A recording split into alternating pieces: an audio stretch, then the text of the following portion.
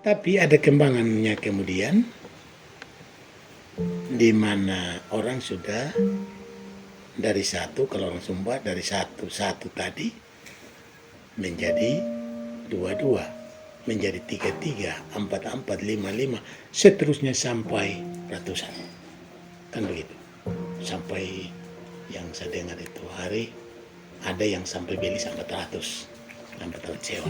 Ya. Seperti itu kuda, kerbau, sapi.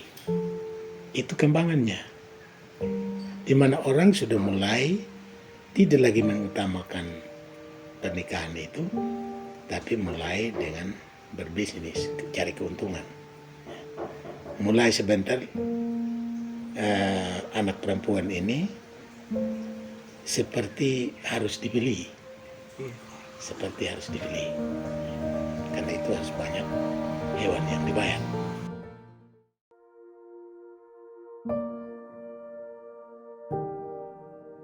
Ini tentang sebuah kampung, namun bukan kampung yang biasa. Karena kampung ini memiliki keunikan tersendiri yang berbeda dengan kampung lainnya di Sumba Timur. Kami menyebutnya kampung modern tempo dulu. Ya, kampung yang merupakan tempat paling bermakna bagi orang yang pernah hidup dan mendapat berbagai pendidikan di tempat ini. Karena di sini kekristenan itu tumbuh dan berkembang dibarengi dengan teknologi yang sudah maju saat itu dibandingkan dengan kampung lainnya, baik dalam bidang pertanian, perkebunan, serta pendidikan, dan menjadi pusat pengabaran Injil di Sumba Timur.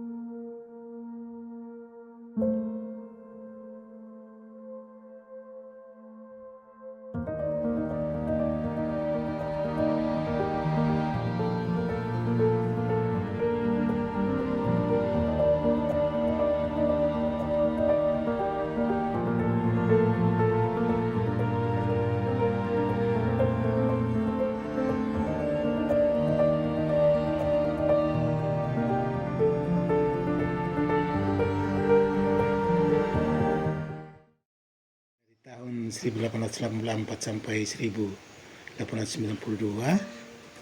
itu ditangani oleh Sending Christelijke Gereformeerde Kerk di Belanda.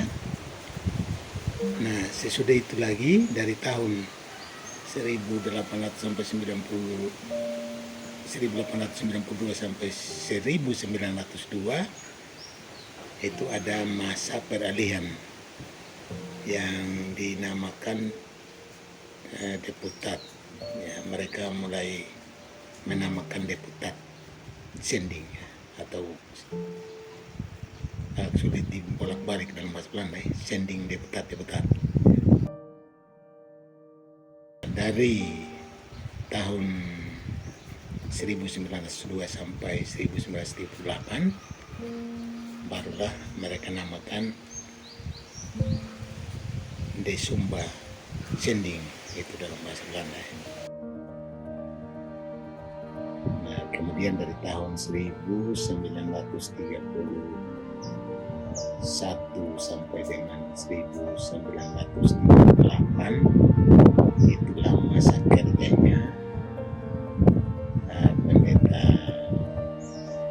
Stephanus Johannes Paulus Goossens, yang gara-gara dia sudah ini yang ada masalah jadi konflik perpecahan gereja, yaitu antara perpecahan GKS dengan gereja bebas itu pada tahun 1905 sampai tahun 1908. Nah, apa intinya sehingga dinamakan gereja yang berpisah dengan GKS dinamakan gereja bebas? Itulah karena membebaskan dirinya dari keputusan yang mayoritas yang tidak sah. Maka tokoh-tokoh dari gereja bebas ini keluar memisahkan diri dari sinode itu, dan itulah permulaan nama dari gereja kita, yaitu gereja bebas. Ya, harus diketahui bahwa gereja bebas tidak bersentuhan langsung dengan GKS. Tapi perselisihan itu antara deputat sending yang untuk seluruh Sumba, untuk gereja Kristen Sumba, tapi yang kemudian berselisih dengan utusan sending. Begitu sebetulnya. Inti dari perselisihan itu adalah karena tokoh-tokohnya kita yang dari gereja bebas tidak menyetujui cara daripada deputat sending untuk memanggil orang masuk Kristen dengan cepat-cepat saja, tapi harus melalui pendidikan. Mereka harus dikasih tahu dulu siapa yang mereka percaya, tahu dulu kenapa mereka harus dipermandikan, tahu dulu mengapa mereka harus masuk yang Markus. Mereka harus tahu semua dulu, baru bisa diterima. Seperti itu. Dan itulah yang kita pengen terus sampai hari ini.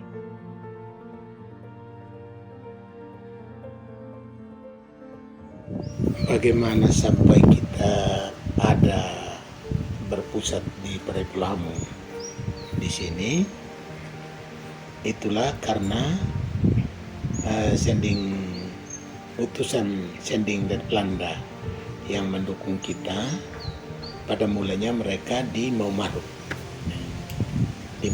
yaitu pada sejak perpisahan itu mulai dari tahun 38 sudah mulai di sana sampai dengan tahun 68 sudah ada pergantian dengan Pak Hosen yang muda. Jadi tahun 68 dia datang di Maumaru dengan keluarganya.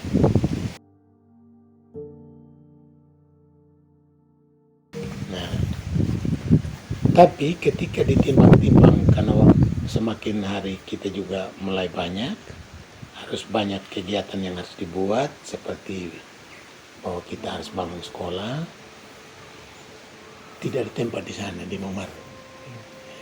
Karena itu Pak Pendeta Kepenatan Homba yang adalah putra Sumba, yang juga putra Rendi di sini, dia mempunyai wilayah ini. Dia punya wilayah, dia punya tanah menurut adat. Nah, kan dia orang Kanatang, ya, di Rente. Tapi dia punya bagian ini, dia punya nama di sini Burung dulu. Burung dia punya nama. Dia bilang kepada Pak Hosen ini, ada tempat yang lebih luas. Ada saya punya tanah bagian, yaitu di Burung, di Anggaroro, Rente. Kalau begitu kita pergi survei di sana. Ya, mereka sudah mulai dari tahun 69, 70 mereka sudah survei dan sudah mulai dibangun pada tahun 73. Mereka sudah datang ke sini. Nah, tahun 73 mereka sudah mulai bangun. Bangunan yang pertama dulu ada rumah di bagian di bawah ini. Kemudian ada asrama sebenarnya tapi sudah rubuh.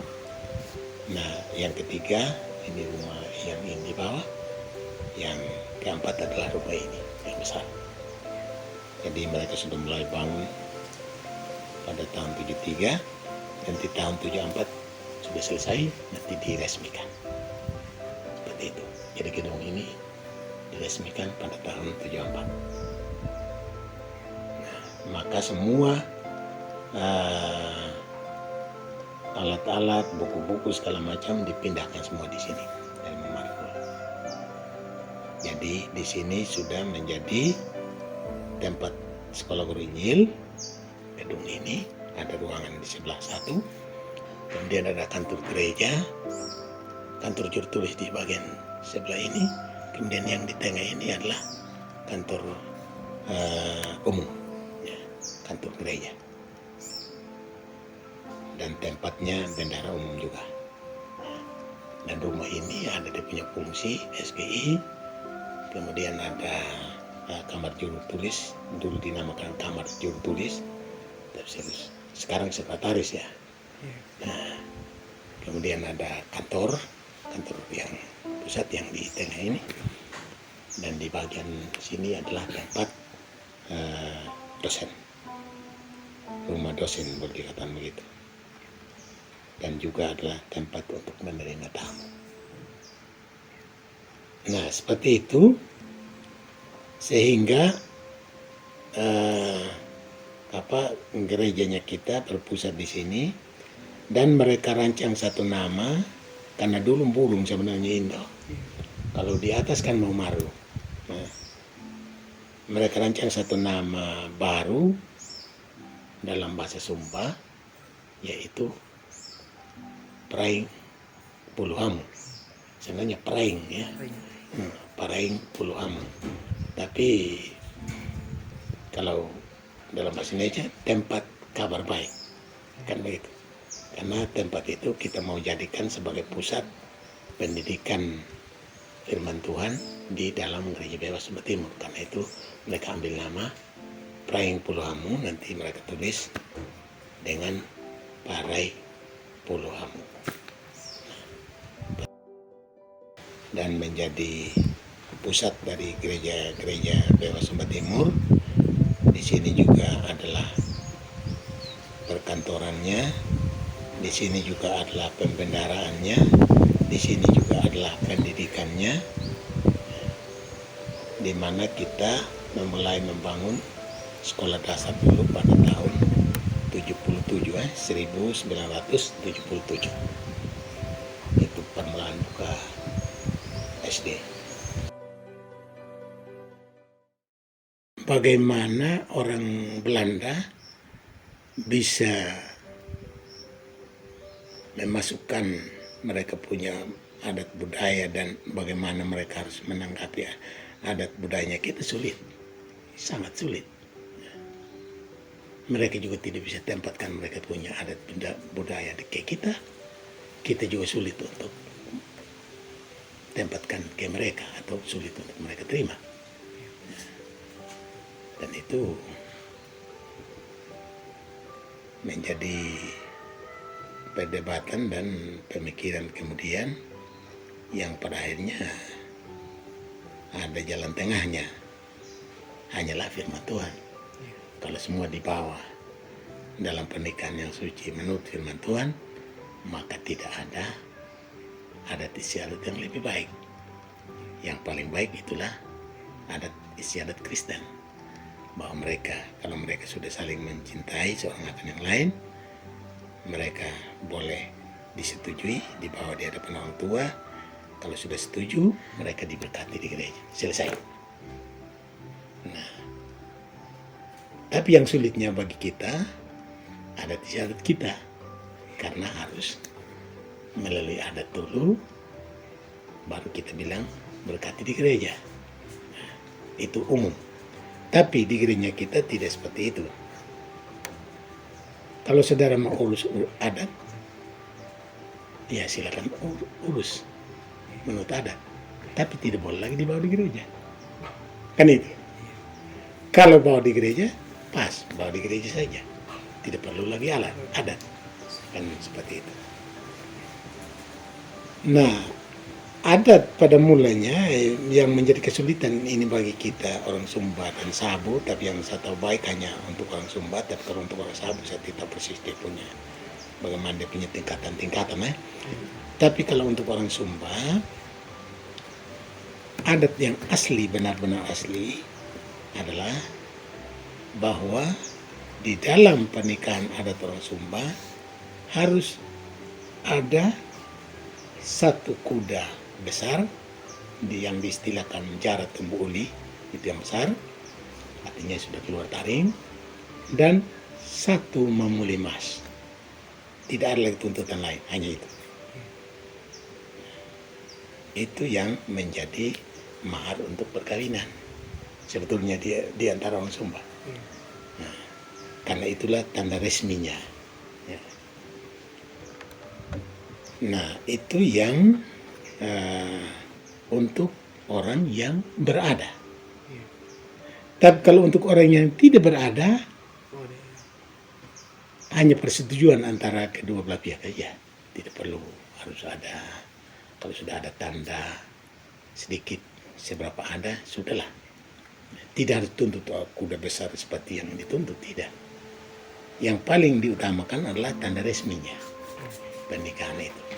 Itu sebetulnya aslinya adat orang Sumba. Kemudian di mana orang sudah dari satu, kalau orang Sumba dari satu tadi menjadi dua, menjadi tiga, empat, lima, seterusnya sampai ratusan. Kan begitu. Sampai yang saya dengar itu hari ada yang sampai beli sampai 100 hewan. Ya. Seperti itu kuda, kerbau, sapi. Itu kembangannya. Di mana orang sudah mulai tidak lagi mengutamakan pernikahan itu, tapi mulai dengan berbisnis, cari keuntungan. Mulai sebentar anak perempuan ini seperti harus dibeli, karena itu harus banyak hewan yang dibayar oleh pihak laki-laki, seperti itu.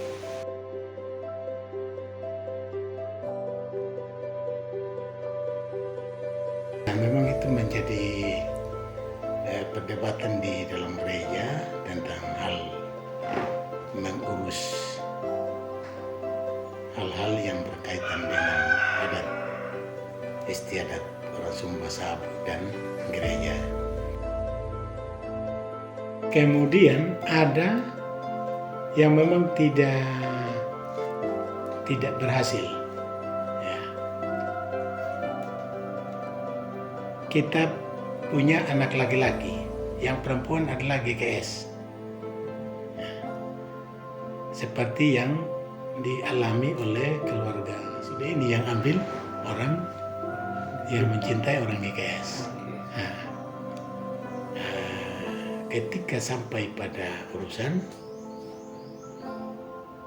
keluarga atau bapak dan keluarga daripada si anak perempuan menuntut supaya urus secara adat, tapi kita tidak bisa mengurus itu.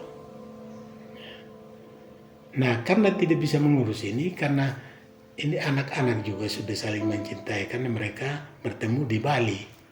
Deni ini dengan ini Santi, kalau nama saya tidak ingat persis lagi ini. Bertemunya di Bali, pulang pergi menghadap ke keluarga harus adat, tapi tidak bisa dibuat.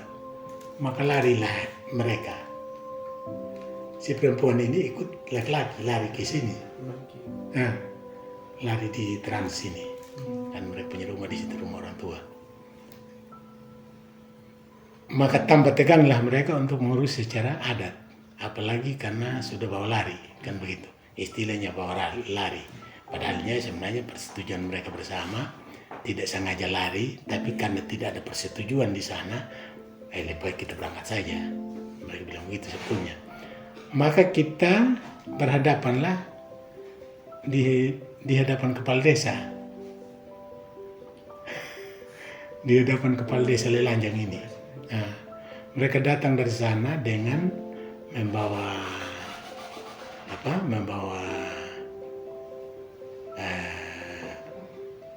anggota Koramil TNI supaya datang ambil mereka, begitu. Sebetulnya datanglah mereka di kepala desa. Kalau tidak urus adat kan bawa. Kan begitu, mereka punya patokan. Maka berhadapanlah kita di hadapan kepala desa.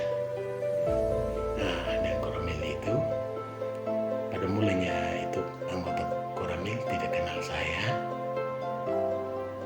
Sedangkan semua anak laki-laki ini, saudara laki-laki daripada itu anak perempuan kenal baik saya, karena mereka itu adalah anak-anak Anawaru di Lemai. Yang mata juga sama-sama orang Anawaru di Kenangan. Begitu. Mereka kenal saya baik-baik karena memang kita ada hubungan keluarga, karena saya punya mama kan dari Anawaru.